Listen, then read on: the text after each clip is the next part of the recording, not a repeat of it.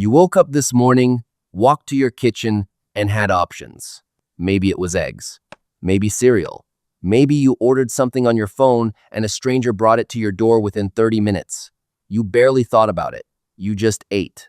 Now take that away. All of it. No kitchen, no options, no guarantee that today you eat it all. What you put in your body today determines whether you have the energy to find food tomorrow. Eat the wrong thing, and you're sick for a week in a world with no medicine.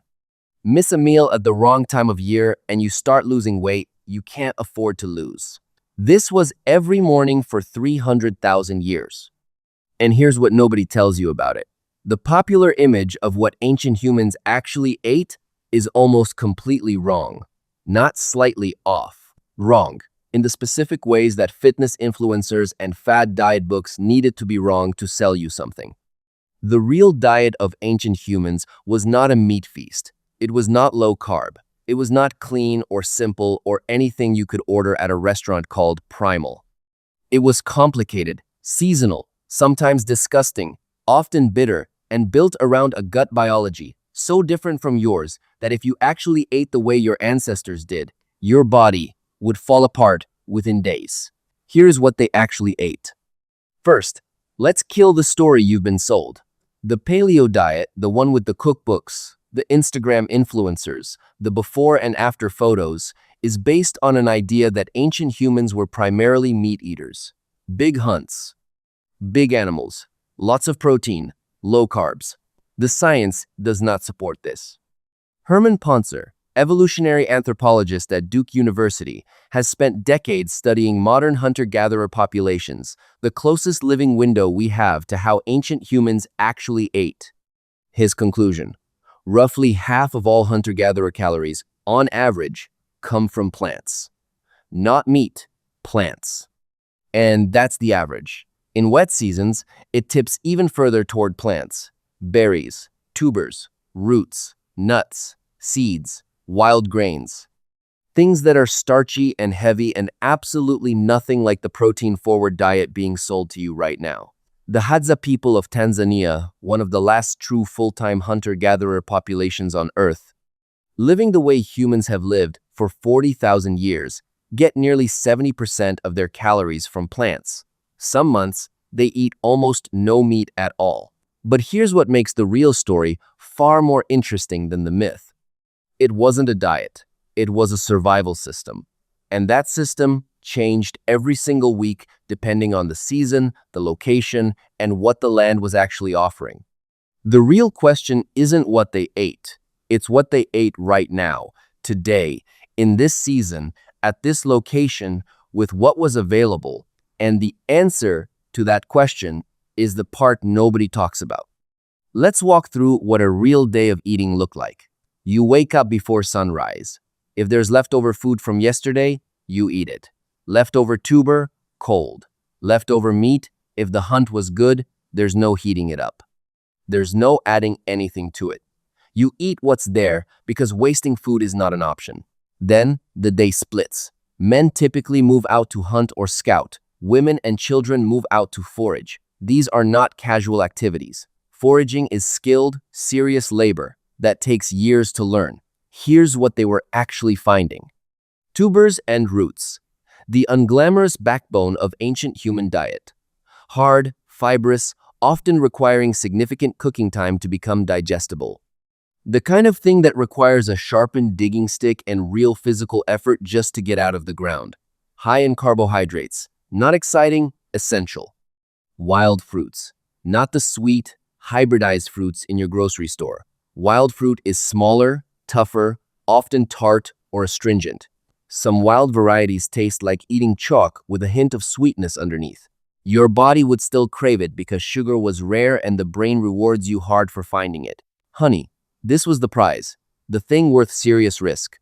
Hadza men would climb tall trees and reach into hives with their bare hands to get it. Stings covering their arms and face, worth it every time.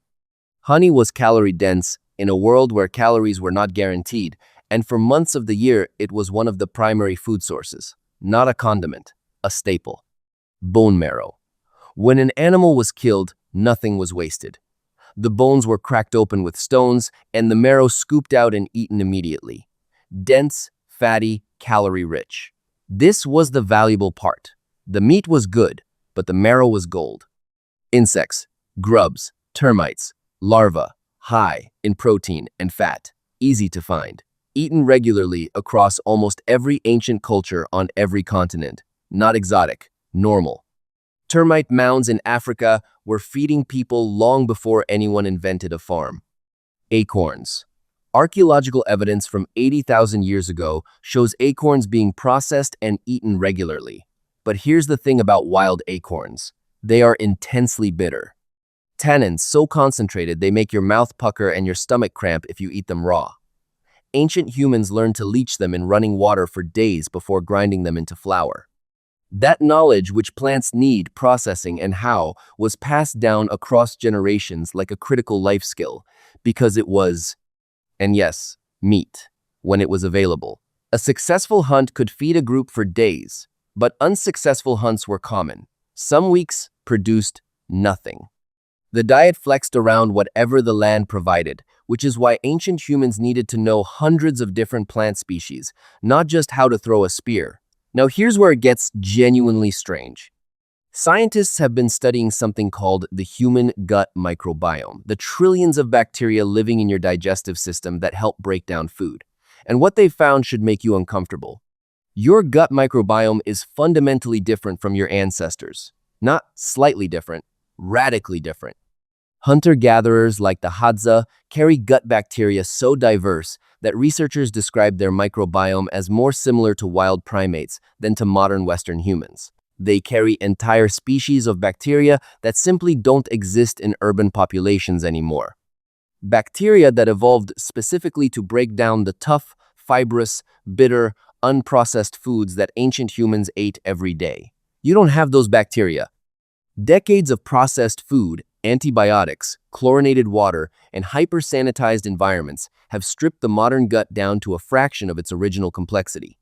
Which means if you actually sat down and ate a full day of authentic ancient human food, bitter wild tubers, raw honeycomb with bee larvae still inside, cracked marrow bones, tough fibrous roots, astringent wild fruits, your digestive system would struggle with it in ways that had nothing to do with willpower. The food itself would be fine. Your gut wouldn't know what to do with it. Researchers found that just 3 days eating a Hadza-inspired diet can increase gut bacteria diversity by up to 20%, meaning even brief exposure to this kind of food begins rebuilding what we've lost. It took 300,000 years to build that system. It took about 200 years of industrial food to break it. Here is the part that actually matters. Ancient humans were not miserable about what they ate. We project scarcity onto their diet because we're comparing it to a grocery store. But they weren't comparing it to anything. A honeycomb found in a tall tree wasn't a poor substitute for something better. It was the best thing in the world. The first berries of the season weren't boring. They were an event. The Hadza don't eat in silence staring at a screen. Food is social, the hunt is shared in detail. The gathering becomes a conversation. The meal happens in a group, outside, around a fire, with the people your survival literally depends on. And here's the nutritional irony that took modern science decades to admit. Ancient human skeletons are healthier than early farmer skeletons. Taller, stronger bones, better teeth, less joint damage, less evidence of nutritional deficiency. When humans switched from hunting and gathering to farming around 10,000 years ago, the skeletal record shows an immediate decline in health across every measurable metric. They started farming because it could feed more people, not because it was better for the people being fed. The diversity of the ancient diet, dozens of different plant species, seasonal variation, a gut microbiome evolved to process. All of it was protecting them in ways they didn't know and were only now beginning to understand. So here's what ancient humans actually ate every day, whatever was there, in whatever season it was, in whatever location they happened to be. Bitter acorns that needed days of processing. Tubers dug up with sticks in the early morning. Honey, stolen from a hive 40 feet up a tree. Bone marrow cracked open and eaten warm on the ground next to a fresh kill. Insects. Wild fruit that tasted nothing like the cultivated versions you know. Roots and grasses and seeds and occasionally a large animal when the hunt went right. No schedule, no macros, no options. And a gut biology so perfectly adapted to that chaos that it made modern medicine look backwards by comparison. The paleo diet influencers got one thing right. What you eat shapes your biology in ways that run deeper than anyone realized. They just got the diet wrong. Your ancestors weren't eating steak and eggs. They were eating whatever the land agreed to give them that day. And they built you out of it.